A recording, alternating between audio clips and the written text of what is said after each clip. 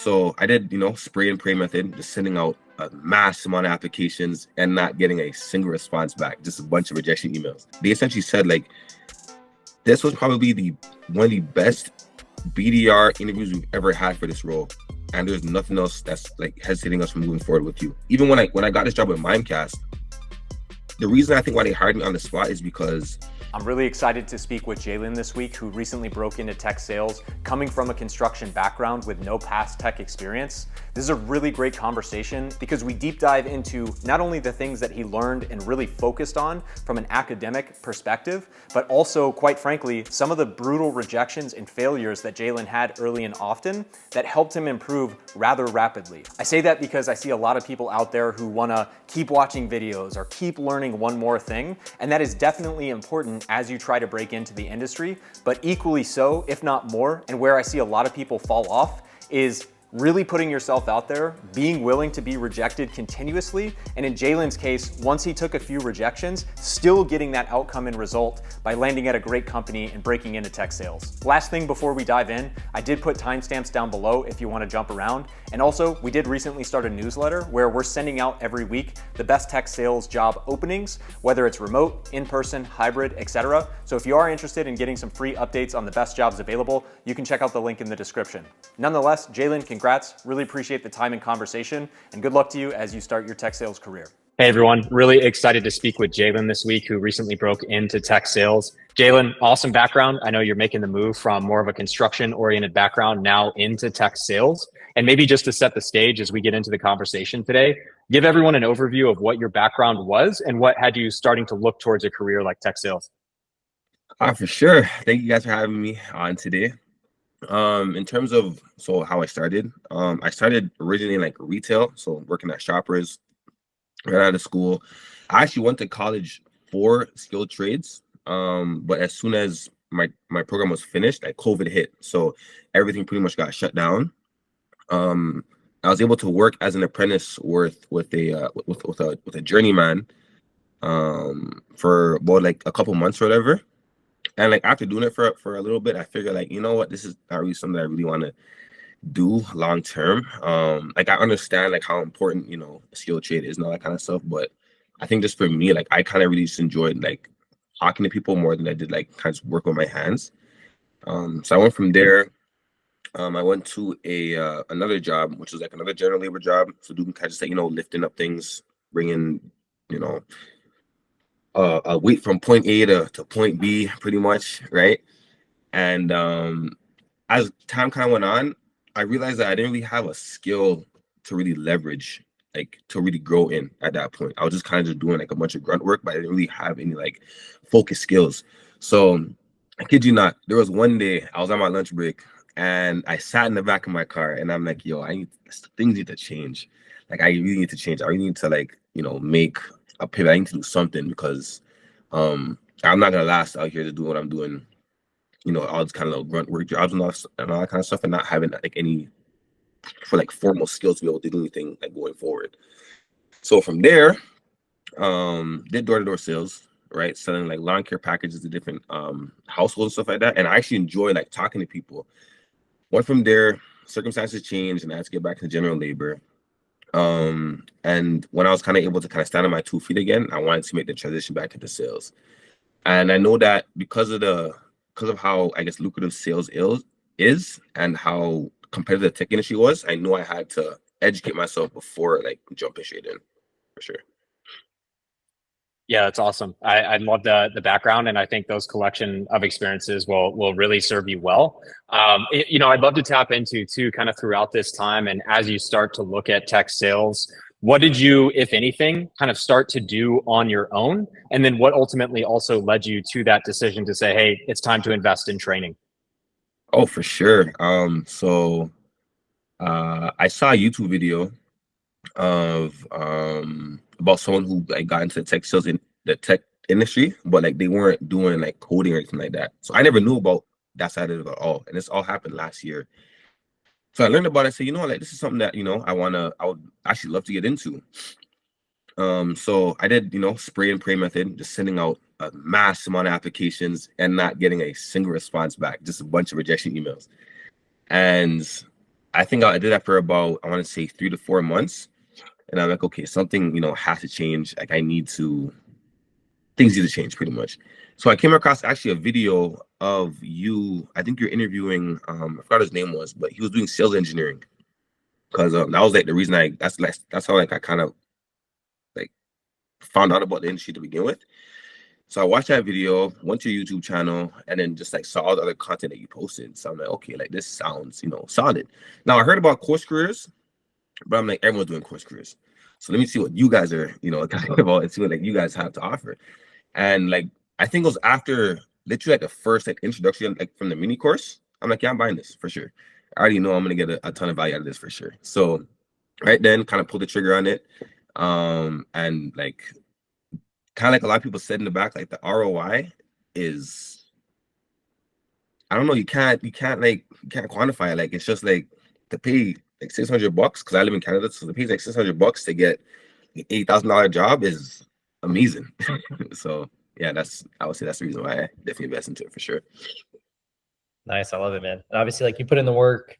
We spoke about this a little bit before we started recording too. And we can give you the ingredients, we can give you the framework, but it's still on you. The onus is on the students to actually go out and execute. So I don't want to like discredit you. You absolutely like crushed it. You were successful very, very quickly. Sometimes it takes people a little while, which is completely normal. It actually took a little while for both me and Eric. Like we got to get into the groove, but you actually just went out there, you crushed it, you got into the rhythm. So yeah, kudos to you. I don't want to take away from your success or like your hard work or anything else here. You had the framework, but you also went out there and you went above and beyond. So I absolutely love that. I guess like when you were looking at us in course careers, obviously like you went through the introductory course, like what were you looking for in a program? Like, was there a specific reason why you said, hey, this feels like it's more of what I'm looking for? Or like, what were you optimizing for? So I think when it came to between you guys and course careers, because I heard a lot about course careers, right? A lot of good feedback about it. Even I know someone who went through the course and they actually got a job from it as well too. But I don't know, something about just wanted to like try something different. Cause I'm like, yeah, like course careers doing nice, but like you guys seem like you guys doing something well as well too. So and also when I saw the access to like the weekly like mock cold calls, the resume optimization for sure. That was a key point for me 100%.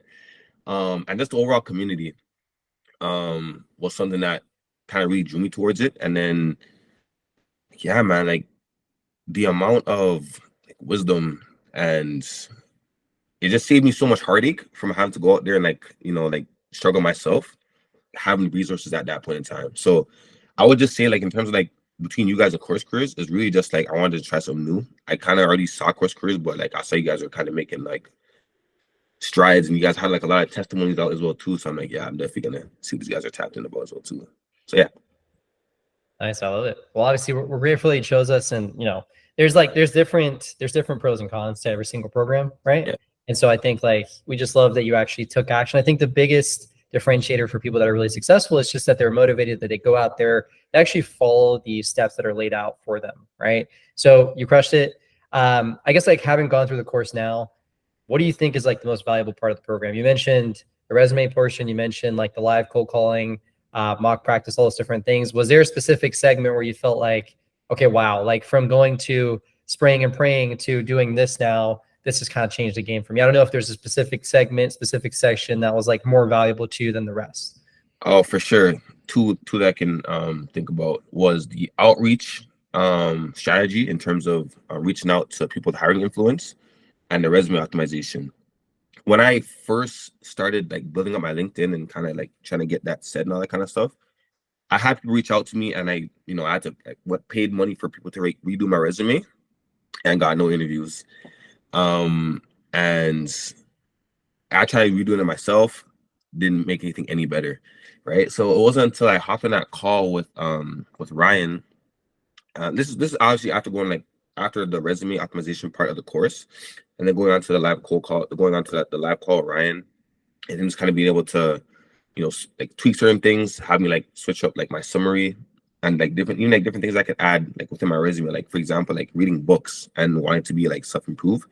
I didn't know that was a thing that like certain employers like in this industry looked for, and he said that that's something that you can really add to like your resume and stuff like that as well too, because people see that you would have that drive.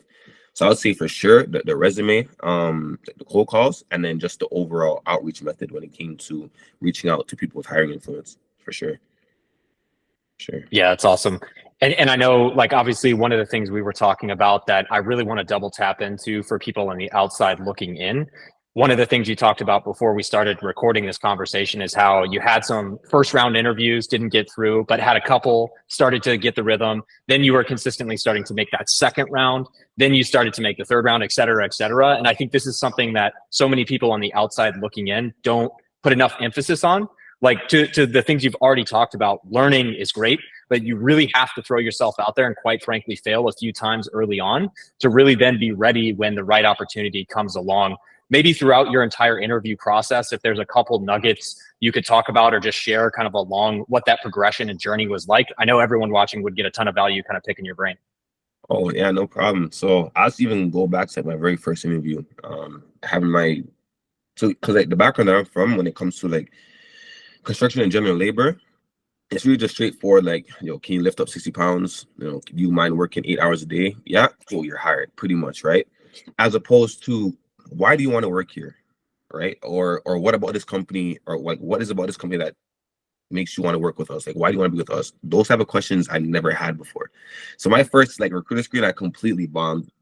Didn't even get a message back from the recruiter or nothing. Like, I just knew, okay, this is just bad, right? And as I was going through the course, and you guys are talking about, and I think this was also in the resume section, you guys are talking about being able to kind of formulate a story based on experiences in your past, and then be able to speak to your resume, like when you're have those type of conversations and stuff like that. When it came to questions like, tell me about yourself, I was like telling them, I'm 24, I did this, I did that, and it's like, I know they don't care about that. It's more so about like, what's your work experience when it comes to the tell me about yourself questions, right? And then also being having that interview prep from like beforehand. So like I said, so go from the first recruiter screen, knew anything, bombed it completely. Went through the course, found out a bit more ways to structure my answers, and then kind of customize it, and then be able to kind of speak to it now like naturally and all that kind of stuff was helping me pass on from the recruiter screens to the first rounds. But now when I got to the first rounds, I knew that I wasn't doing as much research as I actually needed to. I wasn't really I want to say given substantial enough answers for them to really be like, okay, this would be a good fit for the company and stuff like that. So took that L, learned the lesson, went back to the drawing board, and just kind of went back to refining, okay, how can I refine this experience to match this company? Or how can I refine this experience to match this company? Using Chat GPT to pretty much kind of like summarize the points to know which things I should like focus on when it came to each company. And as kind of time went on, I think interviews is a skill, and you just get better the more you do it, right? And I want to say another thing that also stood out for me as well too was just the way I communicate. I used to speak very fast and stumble over my words a lot more. So like consciously trying to slow down my speech so that I could be clear and actually sound confident when I was talking to interviewers. And as times went on, like you just kind of start to, like you said, you kind of get into a rhythm. You kind of learn how to answer questions more efficiently. You learn how to compact answers instead of giving like 5 to 10 minute answers on one question, and just being able to also have a conversation with your interviewer. So just like I said, as time went on, I just got better, and then allowed like all my L's to become lessons to help me kind of progress further to where I'm at right now. Yeah. No, it's awesome, man. And I say this obviously in the best way. It's like you had some brutal rejections and yet you still got the outcome that you wanted. And I just think so many people are afraid of just that initial impact, but once you get through that, you learn so much. So I love to see it. You mentioned some of those things that, you kind of had to learn over time, whether it's like slowing down talking and getting your answers more appropriate for tech sales. Are there any other, takeaways coming from a completely different industry into tech sales that you feel, you had to learn, or someone on the outside looking in would benefit from hearing your experience as well?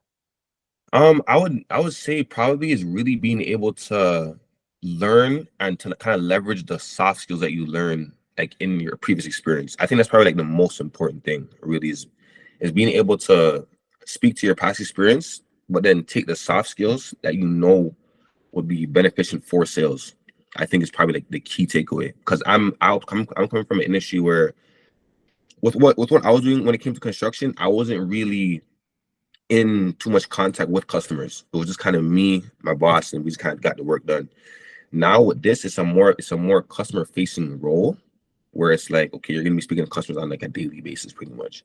So just kind of being able to like take those soft skills that you learned from your past experience and then be able to leverage that like in your interviews and into sales pretty much. So I'll say that. Nice. I love it.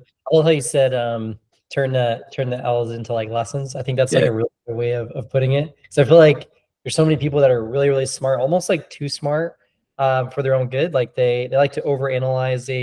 They're very, very qualified. They can easily get a job. Like we've had people who have these crazy pedigrees, like they come from Google, they come from AWS, and there's a little bit of privilege there where it's like, hey, I should just be getting a job right off the bat. And they go into like an interview process and maybe they'll make it to like the final round and get rejected and they give up.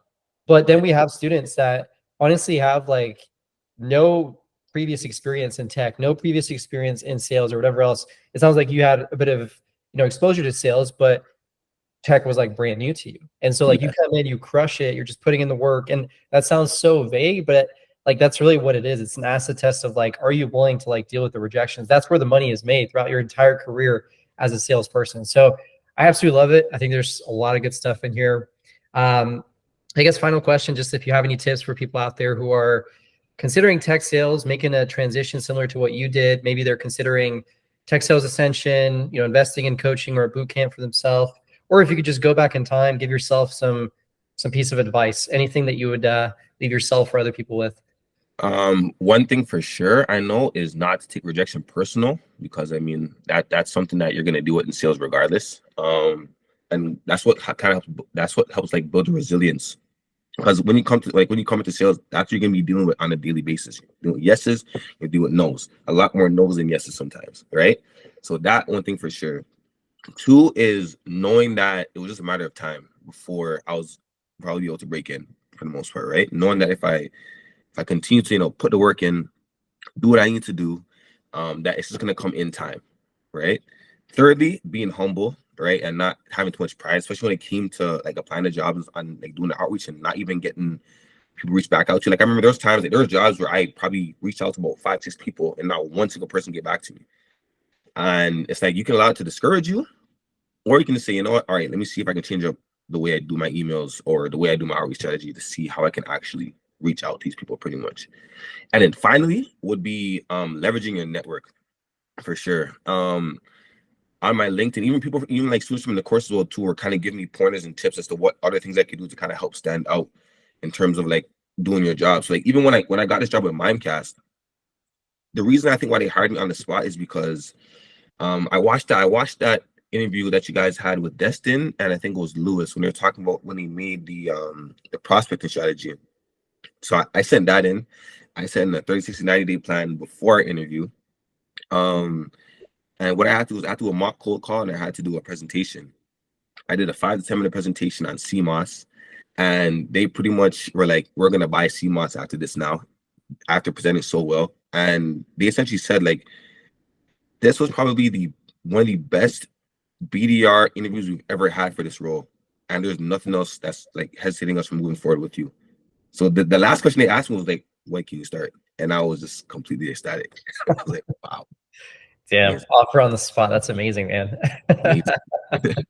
Well, I mean, Jaylen, huge congrats, man. I can tell you're going to be very, very successful. It's funny, like we have so many students and, it's everybody's like on a different timeline, but you absolutely just came in, you crushed it, you hit the ground running. And I mean, you put in the work, right? Like we say that all the time. Like it sounds like the most vague thing ever, but that is what it is. It comes down to like, are you willing to do the things that make you uncomfortable because other people aren't willing to do those things? And it's very innate to you. It's very normal to you. I think the way that you talk about it, you make it seem like it's not even special. So, we appreciate you coming on here. We appreciate you like just sharing some wisdom and golden nuggets.